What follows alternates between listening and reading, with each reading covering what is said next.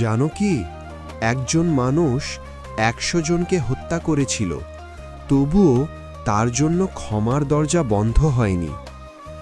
বনি ইসরায়েলের যুগে এক ব্যক্তি ছিল, সে ৯৯ জন মানুষকে হত্যা করেছিল। হঠাৎ তার মনে প্রশ্ন জাগল, আমার কি তওবার কোনো সুযোগ আছে? সে একজন সন্ন্যাসীর কাছে গেল, জিজ্ঞেস করল, আমি ৯৯ জনকে হত্যা করেছি, আমি কি ক্ষমা পাব? সন্ন্যাসী বলল, না, কোনো সুযোগ নেই। রাগে সে তাকেও হত্যা করল।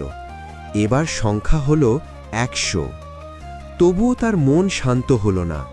সে আবার একজন সত্যিকারের আলেমের কাছে গেল, বলল, আমি ১০০ জনকে হত্যা করেছি, আমার কি তওবা হবে? আলেম বললেন, হ্যাঁ, অবশ্যই হবে।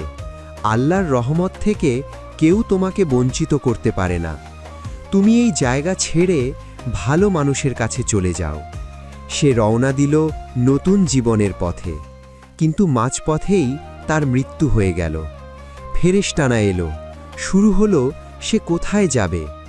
শেষে মাপা হলো সে ভালো মানুষের দিকেই বেশি এগিয়েছিল, তাই আল্লাহ তাকে ক্ষমা করে দিলেন। যে সত্যি ফিরে আসে, আল্লাহ তাকে গ্রহণ করেন।